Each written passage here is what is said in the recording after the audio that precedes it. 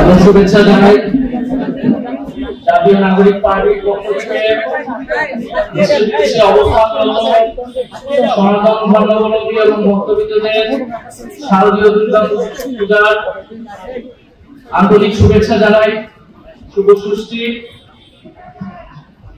জাতীয় নাগরিক পার্টি একটি নতুন রাজনৈতিক দল। গণ অভ্যুত্থানে তারুণ্যের যে শক্তির উত্থান হয়েছে সেই শক্তিকে কাজে লাগিয়ে একটি নতুন বাংলাদেশ গঠনের জন্য জাতীয় নাগরিক পার্টি কাজ করে যাচ্ছে। গণ অভ্যুত্থানের মাধ্যমে বাংলাদেশে সকল ধর্ম সম্প্রদায় মানুষের মধ্যে যে ফ্যাসিবাদ বিরোধী জাতীয় ঐক্য প্রতিষ্ঠা হয়েছিল সেই ঐক্যকে ধারণ করে আমরা সামনের দিকে এগোতে চাই।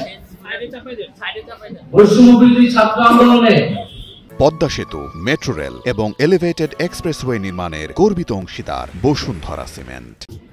অংশগ্রহণ করেছিল সকল ধর্মের মানুষেরা, কারণ ফ্যাসিবাদ ক্ষতিগ্রস্ত করেছিল বাংলাদেশের সকল ধর্মের মানুষকে।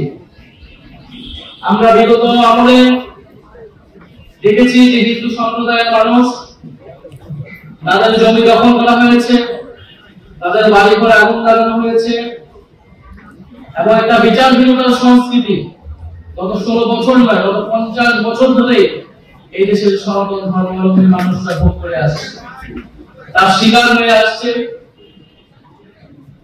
এবং বিভিন্ন সময় তারা বিভিন্ন দাবি দাওয়া উত্থাপন করেছে। কিন্তু বাংলাদেশে আসলে এই ইনক্লুসিভনেস, অন্তর্ভুক্তির বিষয়টি তারা কখনোই পেয়ে আসেনি। আমরা বলেছি জুলাই গণ অভ্যুত্থানের মধ্য দিয়ে তরুণরা জেগে উঠেছে, ফলে তরুণদেরকে এই বাংলাদেশ পরিবর্তন করতে হবে, সেই দায়িত্ব আমাদের কাঁধে এসে পড়েছে।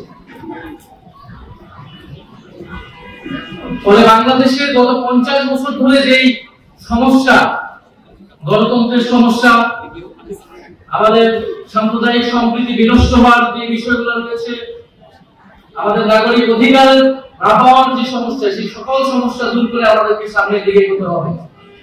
আমরা মনে করি আমরা যখন রাষ্ট্র গঠন করি, রাষ্ট্রের দায়িত্বে যখন আমরা থাকব, তখন সকলকে সমান নাগরিক, সহ নাগরিক হিসেবে আমাদেরকে ট্রিট করতে হবে।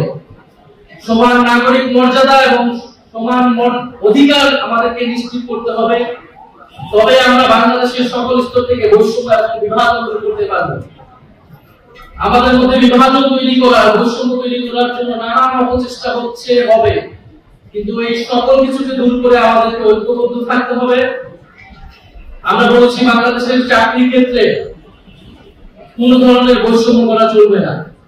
ধর্মের ভিত্তিতে হোক, অঞ্চলের ভিত্তিতে হোক, কোন ধরনের পরিচয়ের ভিত্তিতে বৈষম্য করা যাবে না। মেধা এবং যোগ্যতার ভিত্তিতে সকলের চাকরি এবং কর্মসংস্থান নিশ্চিত করতে হবে। আমরা বলেছি যে বিচারহীনতার সংস্কৃতি শিকার হয়ে আসছে আমাদের সংখ্যালঘু সম্প্রদায়ের লোকজন, সেটা দূর করতে হবে।